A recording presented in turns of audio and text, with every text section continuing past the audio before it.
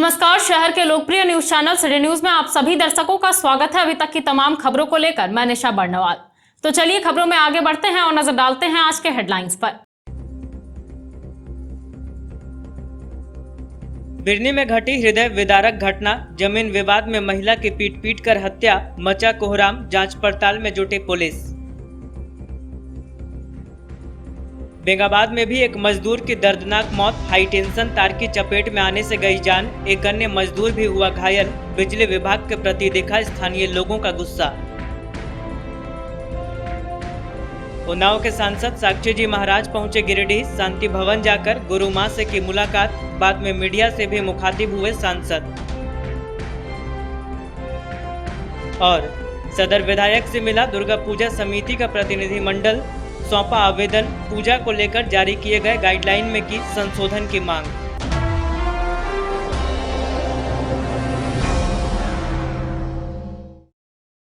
और अब खबरें विस्तार से। जमीन विवाद को लेकर बिरनी के सिरमाडीह में कुंजिया देवी के गोतिया ने धारदार हथियार से हमला कर उसकी हत्या कर दी। घटना के बाद पुलिस ने मौके पर पहुंचकर शव को पोस्टमार्टम के लिए सदर अस्पताल लाया और जांच पड़ताल में जुट गई। बिरनी के सिरमाडीह में धारदार हथियार से वार कर महिला वार्ड सदस्य कुंजिया देवी की हत्या के बाद शव को पोस्टमार्टम के लिए सदर अस्पताल लाया गया।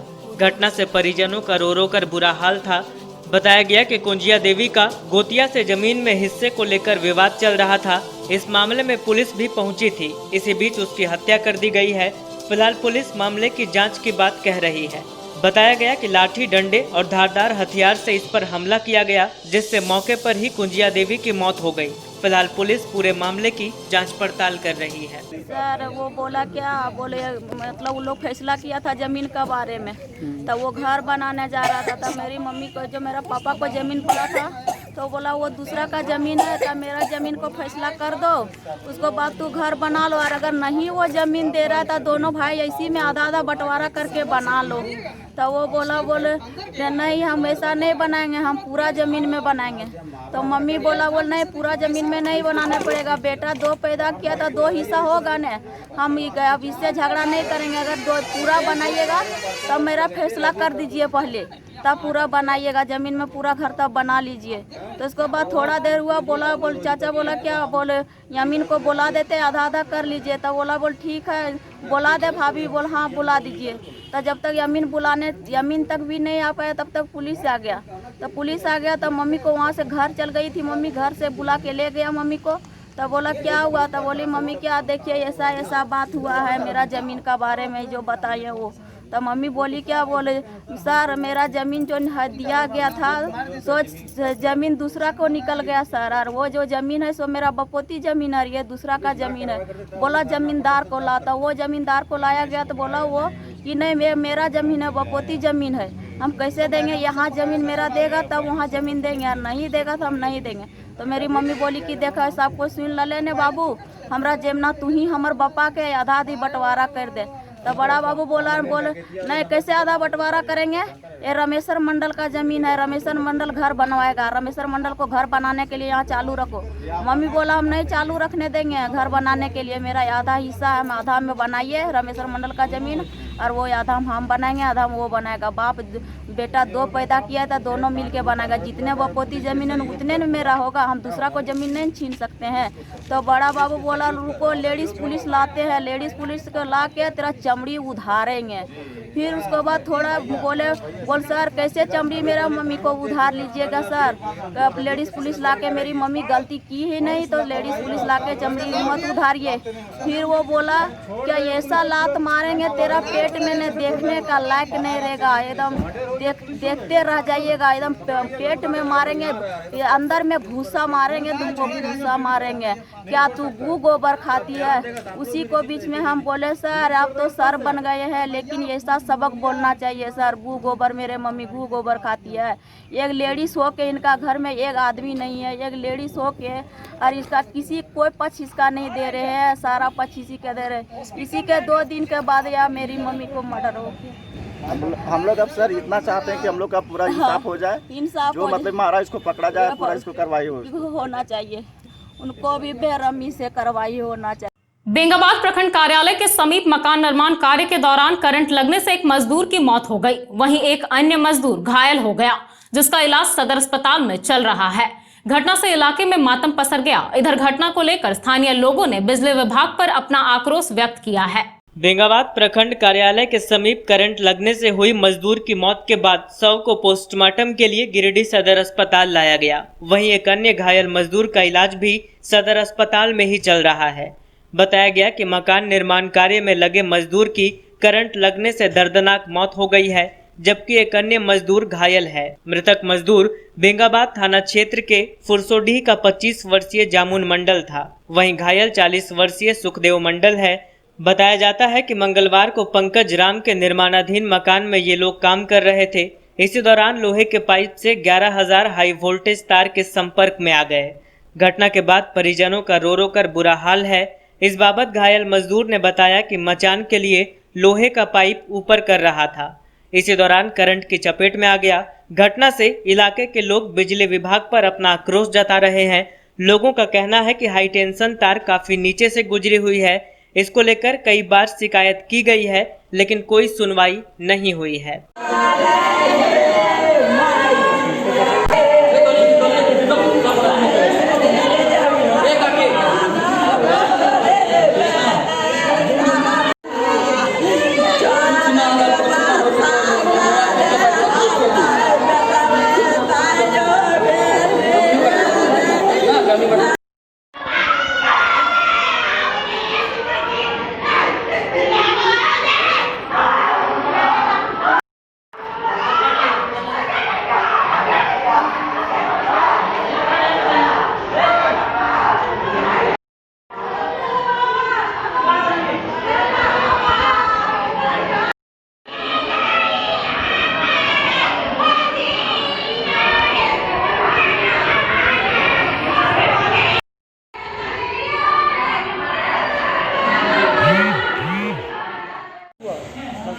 क्या कैसे घटना हुआ ये? घर में वो पंप चढ़ा रहे थे। किसके घर? लोहा वाला पंप जो नया जाता है वही पंप चढ़ा रहे हैं। किसके घर में चढ़ा रहे थे? ये पंकज के। पंकज कहाँ का रहने वाला? माहरी बेंगाबाद। बेंगाबाद में। हाँ। आप लोग उनके यहाँ काम कर रहे थे? हाँ। क्या नाम है आपका? हमारा नाम है सुखदेव मंडल। तो पंप चढ़ाने के बाद क्या हुआ? पंप चढ़ाने के बाद हमारा मिस्त्री बोला कि पंप चढ़ा दो, मचान इसी पर कर देंगे। तो हमने 2 आदमी चढ़ा रहे थे। अब कैसा मारा से हम वो पता नहीं है। क्या मारा? लाइन मारा। हाँ। तो लाइन ऊपर था क्या? हाँ ऊपर है, नहीं कैसे हम पते नहीं है। खाली पंपा उठाए और 2 फेंक दिए। कब हुआ ये घटना? करीब है 9 साढ़े 9 बजे। 15 फीट के दूरी पर 11,000 हाई वोल्टेज तार गुजरा हुआ है और बिजली विभाग के कुछ लोगों से मैंने मौखिक रिक्वेस्ट भी किया था कि इस तार को वहाँ से दूर हटा दो, लेकिन उसने आजकल करके टाल मटोल कर रहा था। एक 20 फीट का पाइप रखा था जिसका कोई ज़रूरत नहीं था, उसको मजदूर क्यों निकाल रहा था। उस समय मैं वहाँ उपस्थित नहीं था। तो 11,000 के तार में जाकर लोहा का पाइप था, सट गया। उससे झटका लगने से जामुन मंडल का मौत हो गया। तो किस कार्य के लिए उन लोग को लगाए थे आप? वहाँ चल रहा था, वही अंदर में काम चल रहा था, अपना घर बन रहा है। घर बन रहा था। कितने लोग काम कर रहे थे? 3 लोग था, 2 लेबर था, 1 मिस्त्री था। 11 बजे 11:30 बजे के आसपास। क्या नाम है आपका? पंकज राम।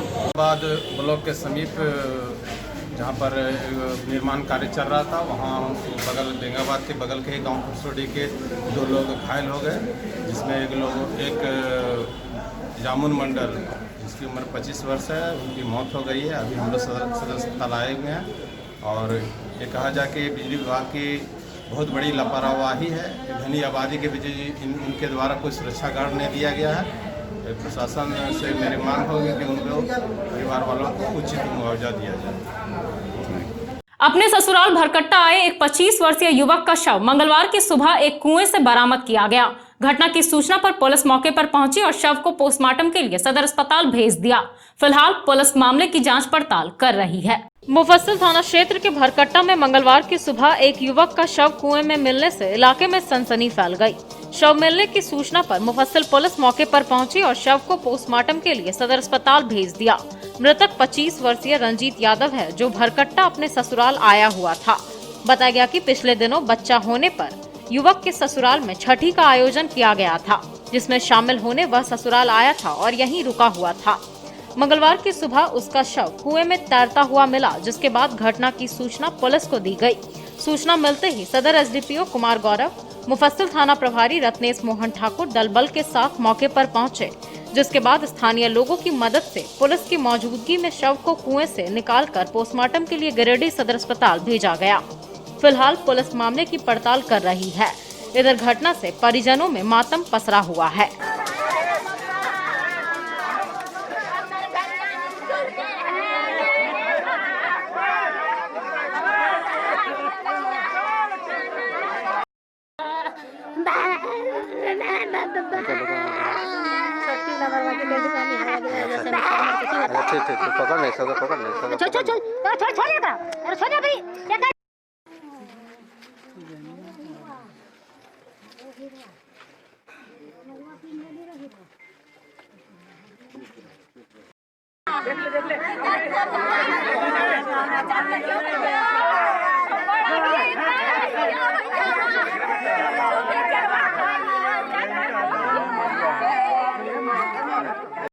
ग्राम भरकट्टा फुलची पंचायत में रंजीत यादव, जो कि गादी श्रीरामपुर के रहने वाले हैं और जहां भरकट्टा में इनका ससुराल है, यहां से इनका मृत शरीर पाया गया जो कुआं में था। आशंका जताई जा रही है कि हत्या का मामला है। इस केस में पुलिस अनुसंधान में लग गई है, आगे कुछ पता चलेगा। परिवार तो हम कह लिए कि करके बोल बेहोश हो से आवत हम लोग रात में नहा पा लिया तो आर के दिन में छठियारी बेरे सोमार भरे वैसे न हो समझली अतबार ले छठियारी और सोमार रंग है तो बाद हमने ना आवे पार लिए तकर बाद सब साढ़े गोटे मार पूछ के फेंक दल के हम ये खोजल कर 11 बजे दिन तक पता लगल करके घर फोन पर फोन जाके यहाँ फोन करके 2-3 बजे करके ले अले नहीं तो हम करिए अच्छा ठीक है हम जाके देखिए तो बाद हम एलिए यहाँ तो यहाँ गाड़ी करीब बात विचार कर लिए कि सब खोजे नहीं निकल सब घर में सुतल है यह सब बात है। आज पता कैसे चल रहा? आज पैसा पड़े हम काले करिए कुछ कुआं झगड़वा दे देखिए कुआं झगड़वा दे देखिए सब बड़का भाई जैसे तेने रबाब से बात करके रात हम फोन कर लिए तो पूरा रबाब से बात करके पूरा हम धनबाद में ये हो और नता तोड़ दिलियो तोर घर तब करिए से जाए दिन ते काम कर। पचम्बा निवासी इंजीनियर राहुल कुमार यादव से बस पड़ाव परिसर में अपराधियों ने मारपीट कर लगभग 1,500 रुपए नकद व कीमती मोबाइल की छिनतई कर ली। घटना के बाद घायल का इलाज सदर अस्पताल में कराया गया। इधर मामले को लेकर भुक्तभोगी ने नगर थाने में आवेदन देकर छानबीन की मांग की है। शहर में बदमाशों का आतंक बढ़ गया है। मंगलवार की अहले सुबह पचम्बा निवासी इंजीनियर राहुल कुमार यादव के ऊपर जानलेवा हमला कर अपराधियों ने 1 से 1,500 रुपए नकद व कीमती मोबाइल की छिनतई कर ली। घटना में राहुल के सिर पर चोट आई है। घायल अवस्था में इनका इलाज सदर अस्पताल में कराया गया। बताया गया कि वे दिल्ली में काम करते हैं। रात में ही वे ट्रेन से पारसनाथ स्टेशन पहुंचे, जहां से छोटे वाहन से गिरिडीह बस स्टैंड आए। इसी दौरान बस पड़ाव परिसर में अपराधियों ने मारपीट व लूटपाट की घटना को अंजाम दिया। पीड़ित द्वारा नगर थाना में शिकायत दर्ज कराई गई है और पुलिस मामले की छानबीन कर रही है। सुबह 3 बजे जब बस स्टैंड में उतरे थे तो एक आदमी पीछे से छीना झपटी करना स्टार्ट कर दिया। पर्स छीन लिया, फिर फ़ोन भी छीन लिया। कहाँ से आप आ रहे थे? पारसनाथ से। मैं दिल्ली से आ रहा था, दिल्ली से पारसनाथ से सुबह 3 बजे। कितने बजे की घटना है? पारसनाथ 11:30-12 बजे के करीब उतरा था। और यहाँ पे 3 बजे है। 3 बजे सुबह में। तो कहाँ पे घटना हुई है? बस स्टैंड में। कितने लोग थे? 3 लोग थे। जिससे हाथापाई हुई वो 1 लोग था। एक आदमी थे। क्या क्या इसमें छिनतई हुई आपके साथ? पैसे कैश छीन लिया और फ़ोन। कितने रुपये छीने गए? 1,000-1,500 के करीब था। और मोबाइल कौन सा था? Mobile Zenfone 5 Asus। और उन लोगों के पास हथियार भी था क्या? हाँ, एक भुजाली था। उससे वार भी किया गया आपके ऊपर? उससे वार किया सर पे। क्या नाम है आपका? राहुल यादव। कहाँ घर है? पेशरा। शहर के सभी दुर्गा पूजा समितियों के एक प्रतिनिधि मंडल ने सदर विधायक सुदिव्य कुमार सोनू के आवास पहुंचकर उन्हें एक ज्ञापन सौंपा। इस बाबत सभी ने कहा कि पूजा को लेकर जारी कोविड गाइडलाइंस में कुछ बदलाव करने की आवश्यकता है, जिससे पूजा समितियों को विधि पूर्वक पूजा संपन्न कराने में सहयोग मिलेगा। शहर के समस्त दुर्गा पूजा समितियों का एक प्रतिनिधि मंडल मंगलवार को सदर विधायक के टुंडी रोड स्थित आवास पहुंचकर विधायक सुदिव्य सोनू से मिला और ज्ञापन सौंपा। इस दौरान सभी समितियों ने मिलकर अपनी समस्याओं को उनके समक्ष रखा। मौके पर समिति के नवीन सिन्हा ने कहा कि सरकार ने अपने स्तर पर पूजा को लेकर जो दिशा निर्देश जारी किया है उसमें कुछ चीजों को बदलने की आवश्यकता है। इससे पूजा समितियों को विधि पूर्वक पूजा संपन्न कराने में सहयोग मिलेगा। राजेंद्र यादव द्वारा दीप प्रज्वलित और दीपदान पुष्पांजलि में राहत देने और मंदिर के बाहर महिला सुरक्षा बल दिलवाने की बात कही गई। राजेश सिन्हा रामजी यादव ने पूजा स्थल से बाहर लाइट और लाउड स्पीकर लगाने में छूट दिए जाने की मांग की। कहा कि इससे पूजा व्यवस्था बनाने, श्रद्धालुओं को किसी प्रकार की सूचना देने में आसानी होगी। उसके साथ ही दिशा निर्देश में जो अव्यवहारिक है उसमें बदलाव करने की अपील की गई। मौके पर मनोहर सिंह, संतोष पांडे, प्रकाश राम, मधुमय, रक्षित, दुर्गाराम, रवि यादव, दीपक, अनिल केसरी, संतोष इत्यादि उपस्थित थे। आज गिरिडीह के दुर्गा पूजा समितियों के तमाम लोग मिलकर आए थे। केंद्र सरकार की जारी गाइडलाइन, जिसके आलोक में राज्य सरकार ने पूजा के लिए गाइडलाइन जारी की है, इसमें कुछ बिंदुओं पर पूजा समितियों को आपत्ति थी जो उन्होंने अवगत कराया। मेरा भी मानना है कि पूजा समितियों के द्वारा जो ज्ञापन दिया गया है उसमें कुछ बिंदु ऐसे तर्कपूर्ण हैं जिन पर निश्चित रूप से राज्य सरकार को पहल करनी चाहिए। लेकिन चूँकि यह मामला राज्य के विषय से जुड़ा हुआ है, मैं कल रांची जा रहा हूँ। मैं चीफ सेक्रेटरी साहब से मिलकर उनको पूजा कमेटियों की भावनाओं से अवगत कराकर एक व्यवहारिक या बीच का रास्ता खोज निकालने का आग्रह करूँगा। झारखंड माध्यमिक शिक्षक संघ के प्रतिनिधि मंडल ने गिरिडीह विधायक सुदीव्य सोनू से मुलाकात कर जिला शिक्षा पदाधिकारी कार्यालय में व्याप्त भ्रष्टाचार और अराजकता से अवगत करवाया। मामले को लेकर विधायक ने संघ को उचित कार्रवाई करने का सकारात्मक आश्वासन दिया।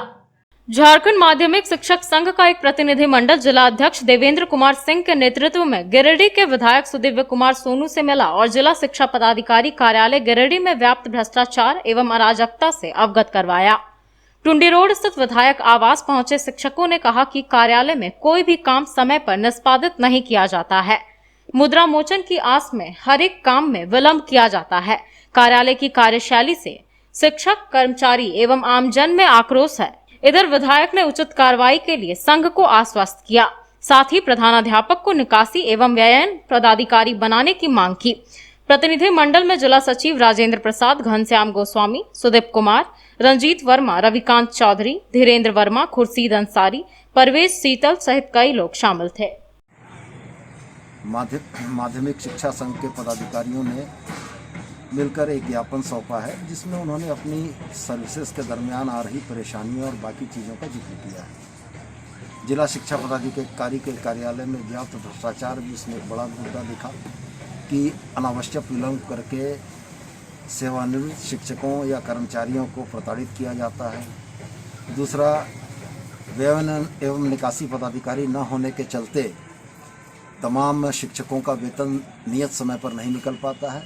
मैंने उन्हें आश्वस्त किया है कि जिले के उपायुक्त से इन विषयों पर चर्चा करके सकारात्मक समाधान निकालने का प्रयास होगा और वैसे दोषी कर्मचारी या पदाधिकारी जो शिक्षक और शिक्षकेतर कर्मचारियों के सेवानिवृत्ति के उपरांत के भुगतान पर बाधक बन रहे हैं, उनके विरुद्ध कार्रवाई करने का अनुरोध किया है। जिला शिक्षा पदाधिकारी कार्यालय में फैले भ्रष्टाचार के विरुद्ध में और वहाँ जो शिक्षक का प्रॉब्लम लंबित है उसका निष्पादन टाइम पर हो जाए, इसी के लिए हम लोग विधायक महोदय से मिले हैं और उनसे रिक्वेस्ट किए हैं कि ऐसा काम हमारा करवा दिया। हमारे विद्यालय प्रबंध समिति के पदेन अध्यक्ष होते हैं और हम सभी शिक्षकों को जो भी समस्याएं हैं उन समस्याओं से हम अवगत कराने के लिए माननीय विधायक महोदय के पास आए हैं। जैसे समय पर शिक्षकों को वेतन नहीं मिलना, ये सबसे बड़ी समस्या है। आज का डेट में हम लोग को सितंबर महीने का वेतन नहीं मिला होगा। जितने शिक्षक हैं, डीओ ऑफिस की कार्य प्रणाली से सभी शिक्षक और शिक्षकेतर कर्मचारी परेशान रहते हैं। यहाँ तक कि आम जन भी अब परेशान रहने लगे हैं। समय पर कोई भी काम न आम जन का होता है, न शिक्षकों का होता है, न कर्मचारियों का होता है। तो इन सारी बिंदुओं को लेकर के झारखंड माध्यमिक शिक्षक संघ गिरिडीह इकाई ने माननीय विधायक महोदय को अवगत कराया है।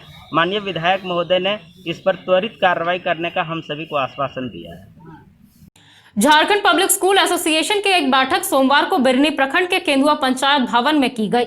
इस दौरान निजी विद्यालयों की समस्याओं पर विचार विमर्श किया गया। साथ ही बिरनी प्रखंड के पदाधिकारियों का मनोनयन भी किया गया।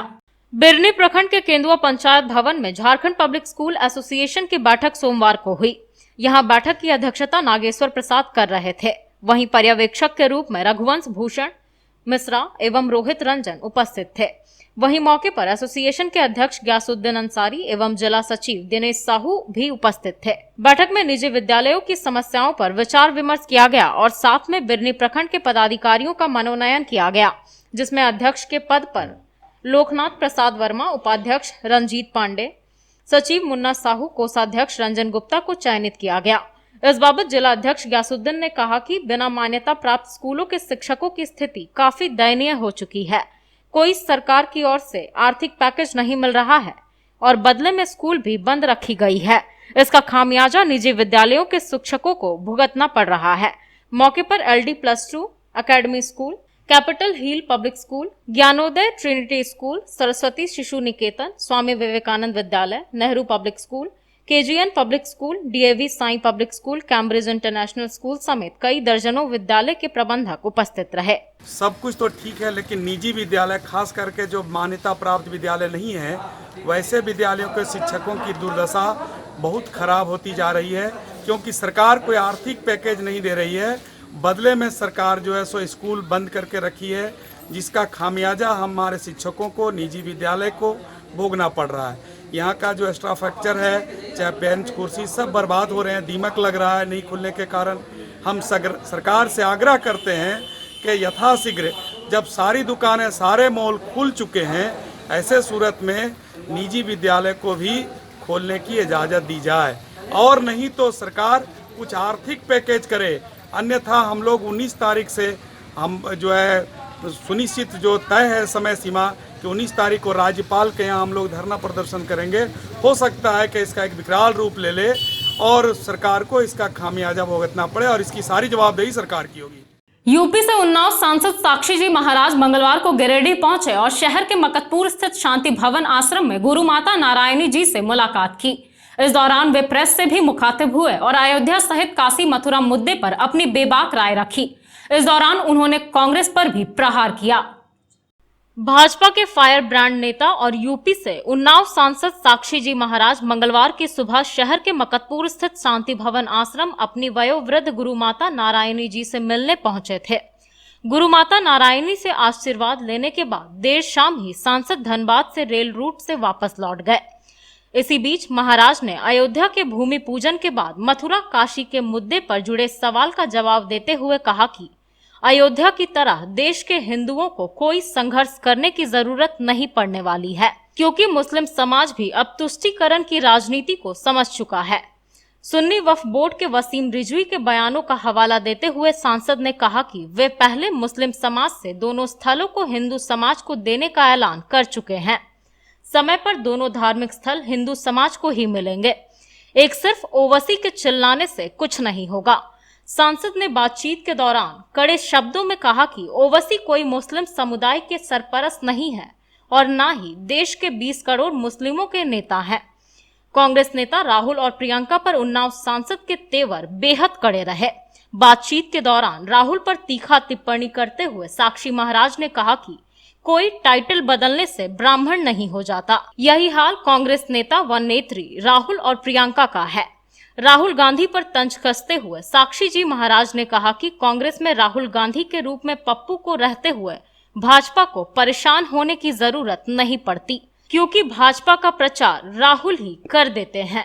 कांग्रेस ने जो 70 साल में मटिया मेट किया था, हम लोग धीरे धीरे राष्ट्र का गौरव सारे विश्व में बढ़ाने का काम कर रहे हैं।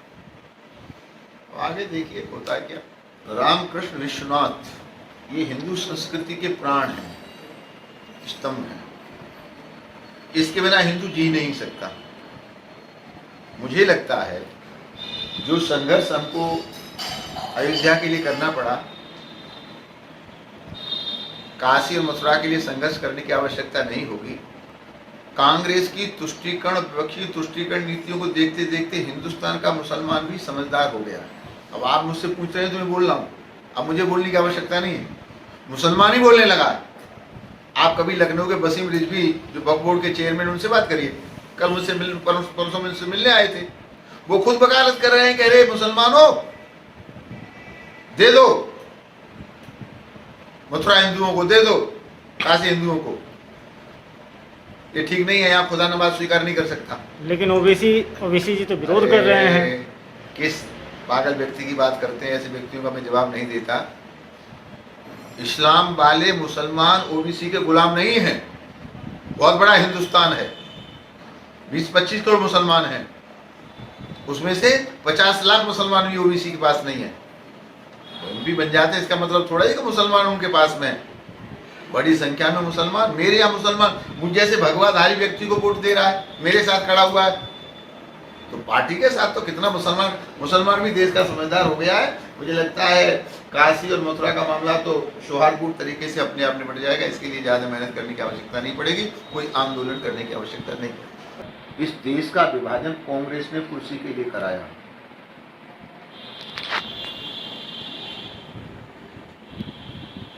और ये बात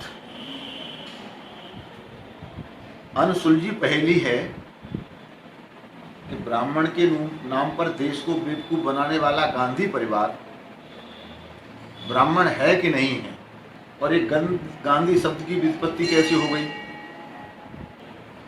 फिरोज खान की संतान तो खान होनी चाहिए, आप सब लोग जानते हैं, आप भी अपने बच्चों का नाम ऐसे ही रखते होंगे। लेकिन फिरोज खान की संतान गांधी कैसे हो गई, और सब खिचड़ी है, कोई वडेरा है, वो भी गांधी। अब उस बिंदु पर मैं नहीं जाना चाहता, परंतु इस देश का विभाजन हिंदू विरोधी ताकतों ने तुष्टीकरण के आधार पर कराया, जिसमें कांग्रेस की भूमिका थी। उदनाबाद स्थित पंचायत भवन में भाजपाइयों ने विपक्षियों द्वारा किसानों के बीच फैलाए जा रहे भ्रम को दूर करने के लिए किसान चौपाल का आयोजन किया। इस बाबत भाजपा जिला किसान मोर्चा के संयोजक दिलीप वर्मा ने कहा कि कृषि बिल किसानों के लिए काफी लाभदायक है। इससे किसान आत्मनिर्भर बन सकेंगे और उनके आय में भी वृद्धि होगी। सदर प्रखंड क्षेत्र के उदनाबाद स्थित पंचायत भवन में भाजपा के द्वारा किसान चौपाल का आयोजन किया गया। कार्यक्रम में कृषि बिल को लेकर किसानों को इसकी जानकारी दी गई। बताया गया कि विपक्षियों के द्वारा किसानों के बीच जो भ्रम फैलाया जा रहा है, उससे किसानों को बचाने के लिए यह कार्यक्रम किया गया है। मौके पर भाजपा जिला किसान मोर्चा के संयोजक दिलीप वर्मा ने कहा कि प्रधानमंत्री नरेंद्र मोदी द्वारा किसान हित को देखते हुए जो कृषि बिल लाया गया है, वह किसानों के लिए काफी लाभदायक है। इससे किसानों का लाभ दुगना होगा। किसान अपने अनाज को अपने मन मुताबिक किसी भी राज्य में जाकर बेच सकते हैं और इससे किसान आत्मनिर्भर बनेंगे। कहा कि इससे किसानों की आय में वृद्धि होगी और जब किसानों की आय में वृद्धि होगी तब बेरोजगारी भी कम होगी। लेकिन जिस तरह से विपक्ष के लोगों द्वारा किसानों को दिग्भ्रमित किया जा रहा है, लोगों को गुमराह किया जा रहा है, इस वजह से किसानों को सही जानकारी पहुंचाना आवश्यक है।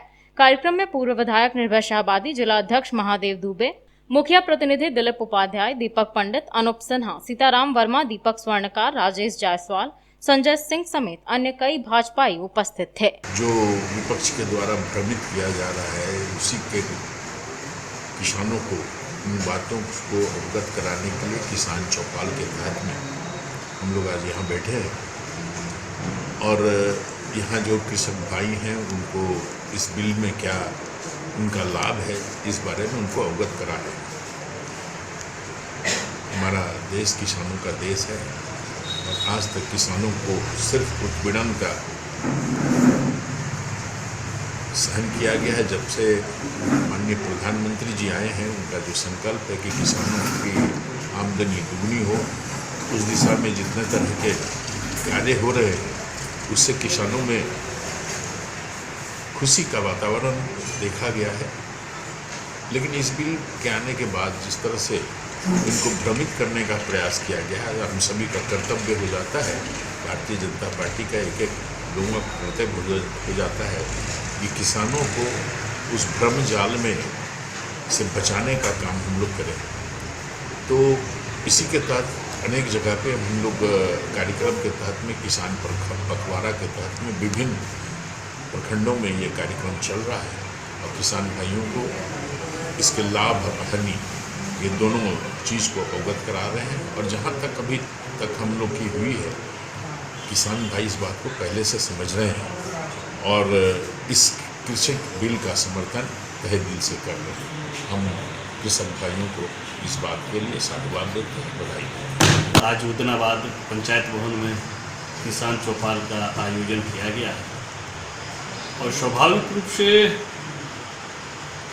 हम सभी महसूस करते हैं और यहाँ के किसान बंधु मैं जहाँ भी जा रहा हूँ वहाँ लगातार यह देखा गया है कि माननीय प्रधानमंत्री जी के द्वारा जितने कार्य, नरेंद्र भाई मोदी के द्वारा किसान हित में जितने कार्य किए गए,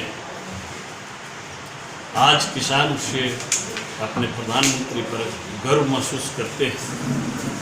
और जैसा लगातार देखा जा रहा है, किसानों में एक हर्ष की स्थिति है, बहुत खुश हैं कि भाई ये बिल आया है जिससे किसान को अपने मूल्य निर्धारण की स्वतंत्रता मिली है। उन्हें यह स्वतंत्रता मिली है कि अपने उत्पादन को किसी भी प्रदेश में जाकर के उचित मूल्यों पर बेचने का अधिकार मिला है। इन सब विषयों को देखकर और जो भ्रम की स्थिति कांग्रेस के द्वारा, जेएमएम के द्वारा पूरे राज्य में या पूरे देश में उत्पन्न किया गया है, तो उन चीज़ों को, सही विषयों को बताने के लिए किसान चौपाल लगातार लगाया जा रहा है। पूर्वी भाग के उदनाबाद में किसानों से संबंधित एक चौपाल रखी गई। चौपाल में किसानों से संबंधित चर्चा की। हाल ही में जो कृषि बिल जो लाया गया उस पर हम लोगों ने चर्चा किया और काफ़ी किसान हम लोगों की बात को सुना और साफ कहा गया जो कृषि बिल है किसान के हित में है, किसानों से संबंधित है और यह बिल आने से किसानों को काफ़ी लाभ मिलेगा और जनहित में किसान बिल रहना चाहिए। भारतीय जनता पार्टी युवा मोर्चा गिरिडीह इकाई के बैनर तले मंगलवार की शाम कैंडल मार्च निकाला गया और साहिबगंज में आदिवासी नाबालिग युवती का बलात्कार कर हत्या कर दिए जाने की घटना की कड़ी निंदा की गई। इस दौरान बलात्कारियों और हत्यारों को फांसी देने की मांग की गई। झारखंड के साहिबगंज जिले में आदिवासी नाबालिग किशोरी के साथ गैंगरेप और हत्या के विरोध में मंगलवार की शाम भारतीय जनता युवा मोर्चा की ओर से गिरिडीह में कैंडल मार्च निकाला गया। शहर के झंडा मैदान से निकलकर कैंडल मार्च टावर चौक पहुंची, जहां हाथों में तख्तियां लिए नेताओं ने घटना पर विरोध जताया। मौके पर पार्टी नेताओं ने कहा कि हेमंत सरकार के 9 महीने के कार्यकाल में राज्य के अंदर 1300 बलात्कार की घटनाएं हो चुकी हैं। इस सरकार में कोई भी महिला युवती सुरक्षित नहीं है। नेताओं ने कहा कि हेमंत सरकार अगर घटनाओं पर रोक नहीं लगा सकती है तो इस्तीफा दे दे। कहा कि ऐसी सरकार को बर्खास्त कर देना चाहिए जिसके कार्यकाल में रेप और हत्या की घटनाएं बढ़ रही है। कैंडल मार्च में जिला अध्यक्ष महादेव दुबे, गांडे के पूर्व विधायक जयप्रकाश वर्मा, संजीत सिंह पप्पू, सुभाष सिन्हा, रंजन सिन्हा, दीपक शर्मा, अनिल मिश्रा, विनय कुमार सिंह, मुकेश जालान, मनोज संघई, हरविंदर सिंह बग्गा, सदानंद राम, नवीन सिन्हा, सत्येंद्र कुमार, ओम प्रकाश गुप्ता, रागिनी लहरी, सदानंद वर्मा, जयशंकर सिन्हा, सुनित कुमार, मनोज संघई, ओम प्रकाश, संजीव कुमार सहित कई लोग मौजूद थे। हेमंत सरकार कानून व्यवस्था नहीं है, नहीं है, नहीं है। हेमंत सरकार में कानून व्यवस्था नहीं है, नहीं है, नहीं है। सरकार चोर है, चोर है, चोर है। झारखंड को डूबना बंद करो, बंद करो, बंद करो।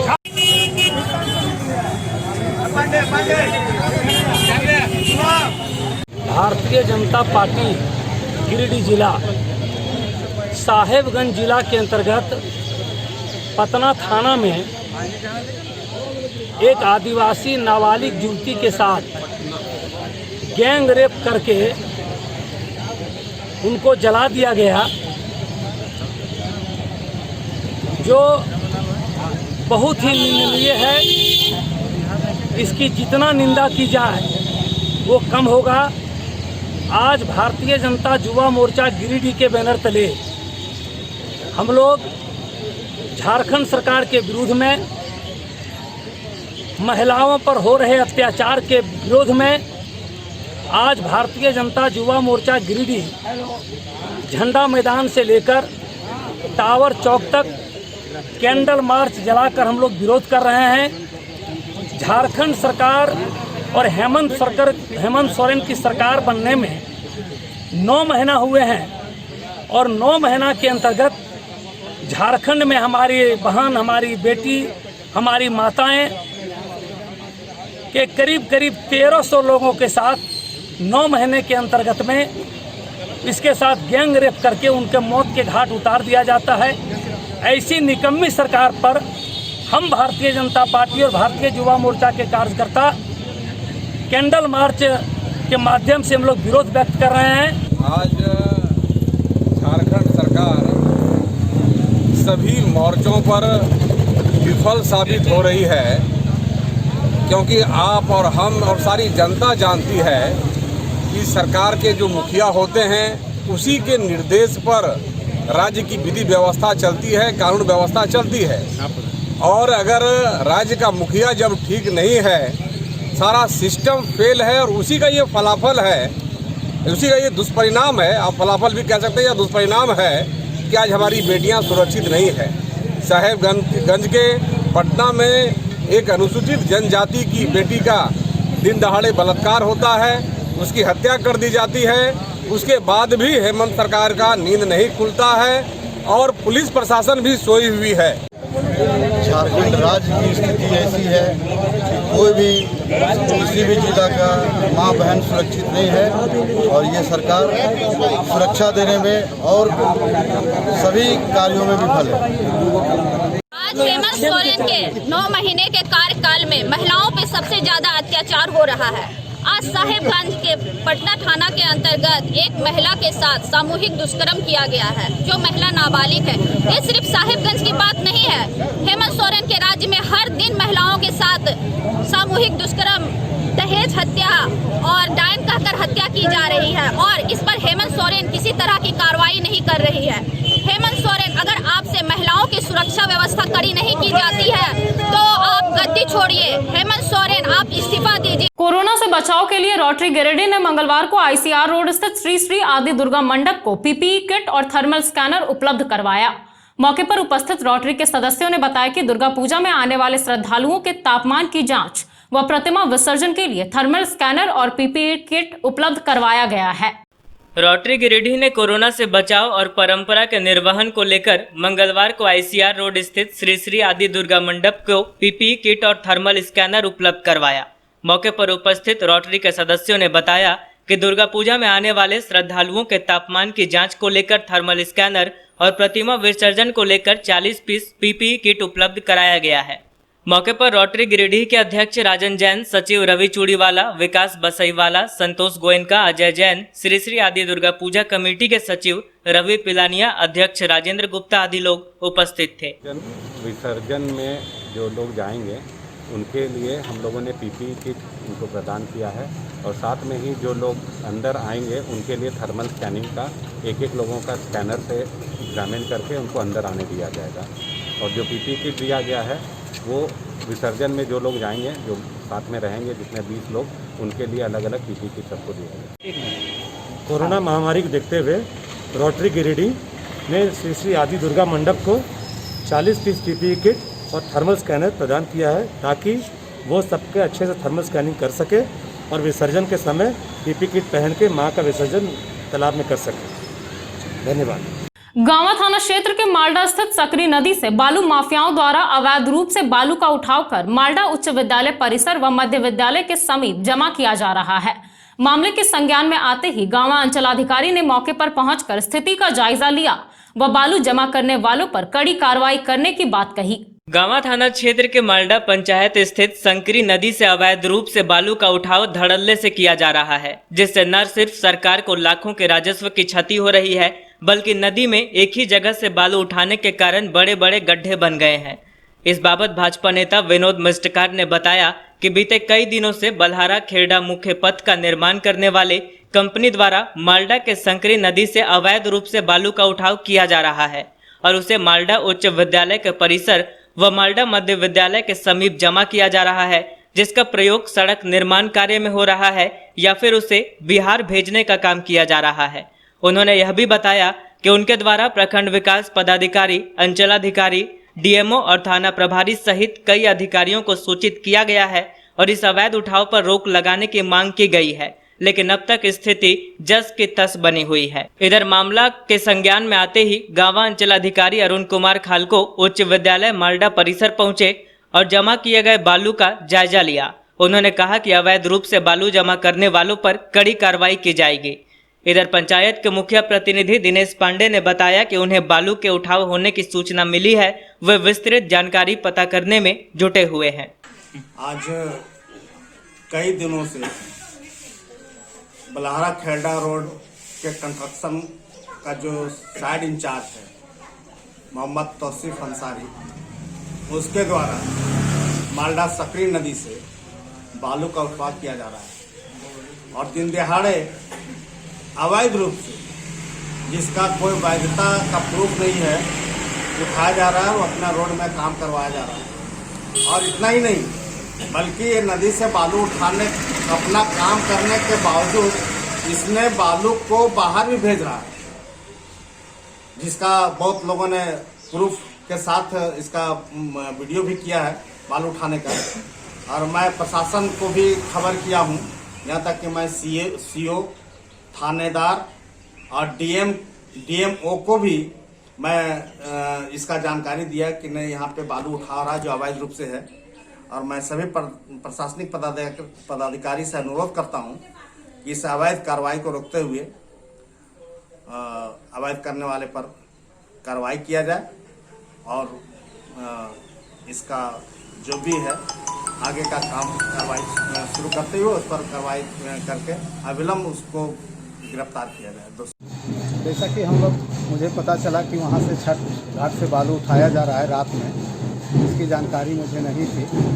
मुझे जानकारी मिली, मैं इसकी जांच कर रहा हूँ कि कौन बालू उठा रहा है और यहाँ पर जमा कर रहा है, और उसको जांच करके मैं पुनः बताऊंगा कि बालू कौन इसको उठा रहा है।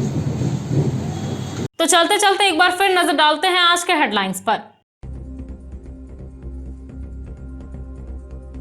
बिरनी में घटी हृदय विदारक घटना, जमीन विवाद में महिला की पीट कर हत्या, मचा कोहराम, जांच पड़ताल में जुटी पुलिस। बेंगाबाद में भी एक मजदूर की दर्दनाक मौत, हाई टेंशन तार की चपेट में आने से गई जान, एक अन्य मजदूर भी हुआ घायल, बिजली विभाग के प्रति दिखा स्थानीय लोगों का गुस्सा। उन्नाव के सांसद साक्षी जी महाराज पहुंचे गिरिडीह, शांति भवन जाकर गुरु मां से की मुलाकात, बाद में मीडिया से भी मुखातिब हुए सांसद। और सदर विधायक से मिला दुर्गा पूजा समिति का प्रतिनिधि मंडल, सौंपा आवेदन, पूजा को लेकर जारी किए गए गाइडलाइन में की संशोधन की मांग।